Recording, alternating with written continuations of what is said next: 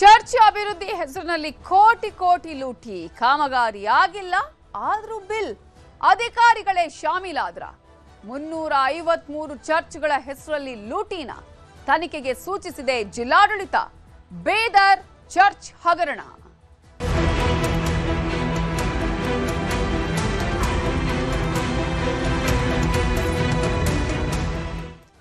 ಚರ್ಚ್ಗಳ ಅಭಿವೃದ್ಧಿಯ ಹೆಸರಲ್ಲಿ ಕೋಟಿ ಕೋಟಿ ಲೂಟಿಯಾಗಿದೆ.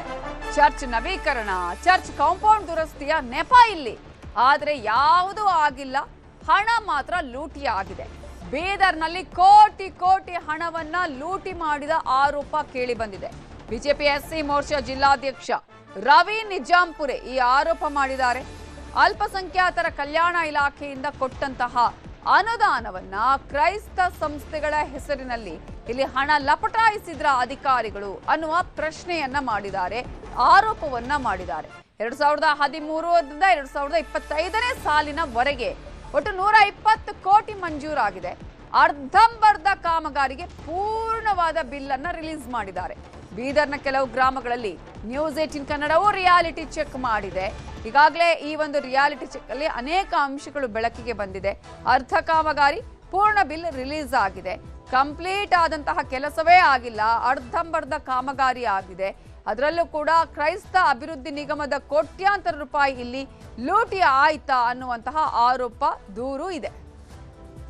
2013ರಿಂದ 2026ರವರೆಗೆ ಸಂಪೂರ್ಣ ಅವ್ಯವಹಾರ ನಡೆದಿದೆ ಅಂತ ನಾನು ಆರೋಪ ಮಾಡಿದ್ದೀನಿ. ಇದರಲ್ಲಿ ಏನಿದೆ ಅಂದರೆ ಕ್ರೈಸ್ತರ ಸಮುದಾಯ ಭವನ ಅಭಿವೃದ್ಧಿ, ಚರ್ಚ್ ರಿಪೇರಿ, ಚರ್ಚ್ ತಡೆಗೋಡೆ, ಸ್ಮಶಾನ ಭೂಮಿ ತಡೆಗೋಡೆ, ಈ ಥರ ಯೋಜನೆಗೆ ಏನಂದ್ರೆ ಸರ್ಕಾರ ಏನಂದ್ರೆ ಅನುದಾನ ಮಾಡ್ಯಾವ. ಆ ಅನುದಾನ ಯಾವ ರೀತಿ ಮಾಡ್ತಂದ್ರೆ ಸಂಸ್ಥೆಗಳಿಗೆ ಕೊಡಬೇಕು. ಸಂಸ್ಥೆ ಹೆಂಗೆ ಕೊಡ್ಬೇಕಂದ್ರೆ ಸಂಸ್ಥೆಯ ಅರ್ಧದಷ್ಟು ಪಾಲು, ಸರ್ಕಾರ ಅರ್ಧದಷ್ಟು ಪಾಲು ಸೇರಿ ಸಂಪೂರ್ಣ ಕೆಲಸ ಮಾಡೋದು. ಸಂಸ್ಥೆಯವ್ರು ಏನು ಮಾಡ್ಬೇಕಂದ್ರೆ ಆಯಾ ಗ್ರಾಮಗಳಿಗೆ ಹೋಗಿ ಅಲ್ಲಿ ಲೋಕಲ್ ಬಾಡಿ ಅಕೌಂಟ್ ಮಾಡಿಕೊಂಡು ಆ ಲೋಕಲ್ ಬಾಡಿದವರಿಗೆ ಕಮಿಟಿ ಮಾಡಿ ರಚನೆ ಮಾಡಿ ಅವ್ರಿಗೆ ಅಕೌಂಟಿಗೆ ಹಾಕಬೇಕು. ಆದರೆ ಕೆಲವು ಸಂಸ್ಥೆಗಳು ತನ್ನದೇ ಆದ ಸಂಸ್ಥೆ.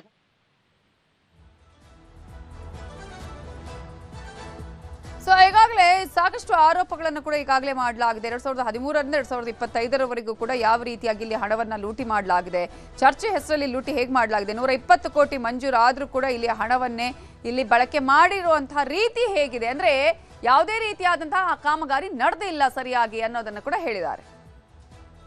ಸಂಗೊಳ್ಗಿಯಲ್ಲಿ ಒಂದೇ ಇರ್ತಕ್ಕಂಥ ಚರ್ಚು ಸಂಗೊಳ್ಗಿ, ಸೇವಂತಡೆ ಚರ್ಚ್ನೂ ಇಲ್ಲ, ಆಗ ಮತ್ತು ಕರ್ನಾಟಕ ಸುವಾರ್ಥ ಸಂಘ ಚರ್ಚನೂ ಇಲ್ಲ.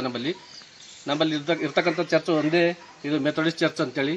ಮೆಥೋಡಿಸ್ಟ್ ಚರ್ಚ್ನಲ್ಲಿ 2021 ಮತ್ತು 22ನೇ ಸಾಲಿನಲ್ಲಿ ಏನು 10 ಲಕ್ಷ ರೂಪಾಯಿ ರಿಪೇರಿಂಗ್ ಅಂತೇಳಿ ಬಂದಿತ್ತು.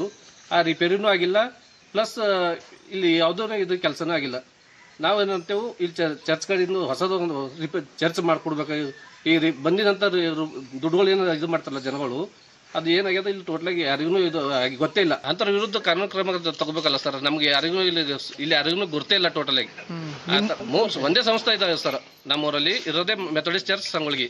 ಟೋಟಲ್ ನಮ್ಮ ಗಲ್ಲಿ ಯಾರಿಗೂ ಕೇಳ್ರಿ ಮಾಹಿತಿನೇ ಇಲ್ಲ ಸರ್. ನಮ್ಮೂರಲ್ಲಿ ಅಂತ 3 ಸಂಸ್ಥೆ ಇಲ್ಲ, ನಮ್ಮಲ್ಲಿ ಇರೋದು ಒಂದೇ ಒಂದು ಸಂಸ್ಥೆ, ಅದು ಮೆಥೋಡಿಸ್ಟ್. ಸೆವೆಂತ್ ಡೇನೂ ಇಲ್ಲ, ಮತ್ತು ಕರ್ನಾಟಕ ಸುವಾರ್ತೆ ಸಂಘ ಅದೂ ಇಲ್ಲ. ಅದು ನಂಬಲ್ಲಿ ಅದಂತ ಯಾರು ಹೇಳ್ಯಾರ ಅದು ನಮಗೂ ಗೊತ್ತಿಲ್ಲ. ಒಟ್ಟು ಟೋಟಲಿ ನಂಬಲ್ಲಿ ಇರೋದು ಒಂದೇ ಸಭೆ. ಈಗ ಬೇರೆ ಏನು ಆಗಿಲ್ಲ, ಅಮೌಂಟ್ ಏನು ಬಂದಿತ್ತು, ಆದರೆ ಅದು ಅಮೌಂಟು ಇಲ್ಲಿ ಯಾರೂ ಉಪಯೋಗ ಮಾಡ್ಕೊಂಡಿಲ್ಲ. ಅದಕ್ಕೆ ಅದೇನಪ್ಪ ಅಂದ್ರೆ ರಿಟರ್ನ್ ಹೋಗ್ಯದ ಅಂತ ನಮ್ಮಲ್ಲಿ ಸುದ್ದಿ ಅಷ್ಟೇ ಗೊತ್ತದ ನೋಡ್ರಿ ನಮಗೆ. ಸರ್ ನಮ್ಗೆ ಏನೂ ಗೊತ್ತಿಲ್ಲ ರೀ ಇದು ಹೆಂಗಾಗ್ಯದ. ಈಗ ಗೊತ್ತು, ನೀವು ಬಂದು ಕೇಳಿದಾಗೆ ನಮಗೆ ಗೊತ್ತಾಗ್ಲತ್ತದ.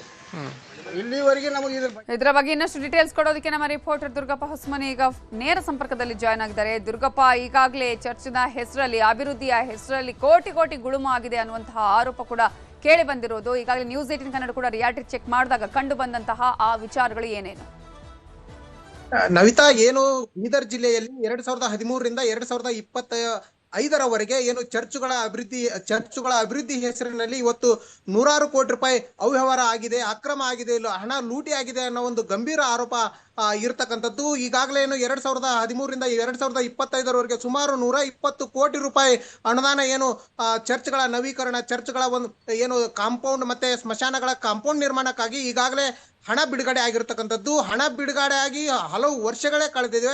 ಆದರೆ ಬಹುತೇಕ ಕಡೆಗಳಲ್ಲಿ ಇವತ್ತು ಜಿಲ್ಲೆಯ ಬಹುತೇಕ ಕಡೆಗಳಲ್ಲಿ ಇನ್ನೂವರೆಗೂ ಕೂಡ ಅರ್ಧಂಬರ್ಧ ಕೆಲಸ ಆಗಿರತಕ್ಕಂಥದ್ದು. ಕೆಲವು ಕಡೆ ಕೆಲಸಗಳನ್ನ ಮಾಡದೆ ಏನು ಹಣ ಲೂಟಿ ಮಾಡಿದ್ದಾರೆ ಅನ್ನೋ ಒಂದು ಆರೋಪವನ್ನ ಬಿಜೆಪಿ SC ಮೋರ್ಚಾ ಜಿಲ್ಲಾಧ್ಯಕ್ಷರಾಗಿರ್ತಕ್ಕಂಥ ರವಿ ನಿಜಾಂಪುರಿ ಅವರು ಈಗ ಮಾಡಿರ್ತಕ್ಕಂಥದ್ದು.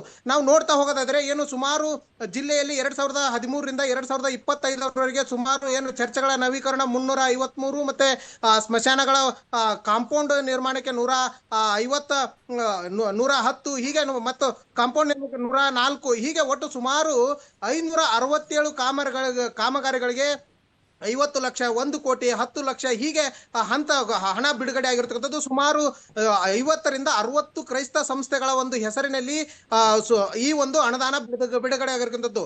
ಈ ಒಂದು ಅನುದಾನದ ಆರೋಪದ ಸಂಬಂಧಪಟ್ಟಂತೆ ನ್ಯೂಸ್ 18 ಕೂಡ ರಿಯಾಲಿಟಿ ಚೆಕ್ ಅನ್ನ ನಡೆಸಿರ್ತಕ್ಕಂಥದ್ದು. ರಿಯಾಲಿಟಿ ಚೆಕ್ ಸಂದರ್ಭದಲ್ಲಿ ಇವತ್ತು ಏನು ಅಕ್ರಮ ನಡೆದಿರೋದು ಮತ್ತೆ ಗ್ರಾಮಸ್ಥರಿಗೂ ಕೂಡ ಹಣ ಬಿಡುಗಡೆ ಆಗಿರುವಂತದ್ದು ಇವತ್ತು ಗಮನಕ್ಕೆ ಇಲ್ಲ. ಹೀಗಾಗಿ ಈ ಒಂದು ಅಕ್ರಮ ಏನಿದೆ, ಈ ಅಕ್ರಮದ ಕುರಿತು ಸಂಪೂರ್ಣ ತನಿಖೆಯನ್ನ ನಡೆಸಬೇಕನ್ನೋ ಒಂದು ಒತ್ತಾಯವನ್ನ ಏನು ಮಾಡ್ತಾ ಇರ್ತಕ್ಕಂಥದ್ದು. ಯಾಕಂದ್ರೆ ಚರ್ಚ್ಗಳ ಒಂದು ಅಭಿವೃದ್ಧಿ ಹೆಸರಿನಲ್ಲಿ ಈ ರೀತಿ ಲೂಟಿ ಮಾಡಿದ್ರೆ ಹೇಗೆ ಅನ್ನೋ ಒಂದು ಪ್ರಶ್ನೆ ಕೂಡ ಈಗ ಇರ್ತಕ್ಕಂಥದ್ದು. ನವಿತಾ, ಸದ್ಯ ಏನು ಬೀದರ್ ಜಿಲ್ಲೆ ಇದ್ದಂತ ಈ ಚರ್ಚ್ಗಳ ಒಂದು ಅಭಿವೃದ್ಧಿ ಹೆಸರಿನಲ್ಲಿ ಕೋಟ್ಯಾಂತರ ರೂಪಾಯಿ ಹಣ ಏನು ಲೂಟಿ ಆಗಿದೆ ಅನ್ನೋ ಒಂದು ಆರೋಪ ಇದೆ. ಈ ಒಂದು ಬಗ್ಗೆ ಈಗಾಗಲೇ ಚರ್ಚೆಗಳು ಕೂಡ ಶುರುವಾಗಿರ್ತಕ್ಕಂಥದ್ದು. ಥ್ಯಾಂಕ್ ಯು ದುರ್ಗಪ್ಪ ಹೊಸಮನಿ ಡೀಟೇಲ್ಸ್ಗೆ. ಇವಿಷ್ಟು ಹೊತ್ತಿನ ಪ್ರಮುಖ ಸುದ್ದಿ. ಒಂದು ಚಿಕ್ಕ ಬ್ರೇಕ್ ಆದ್ಮೇಲೆ ಚದುರಂಗ ಪ್ರಸಾರವಾಗುತ್ತೆ.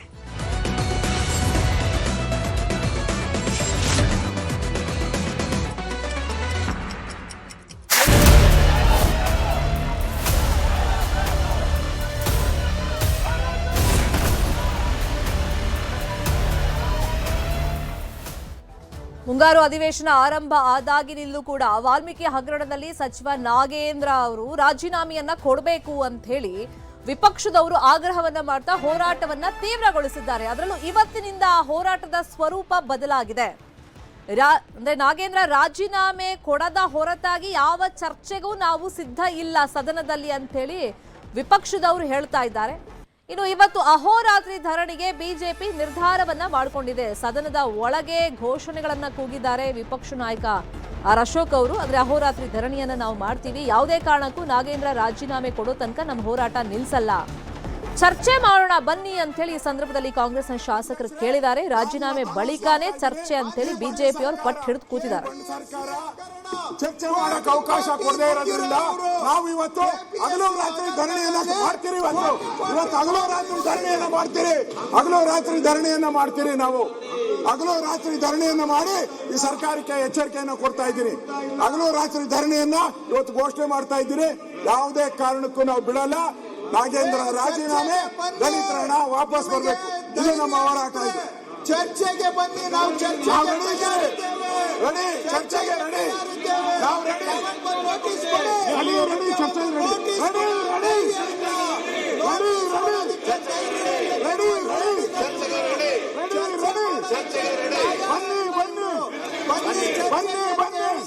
ಬನ್ನಿ.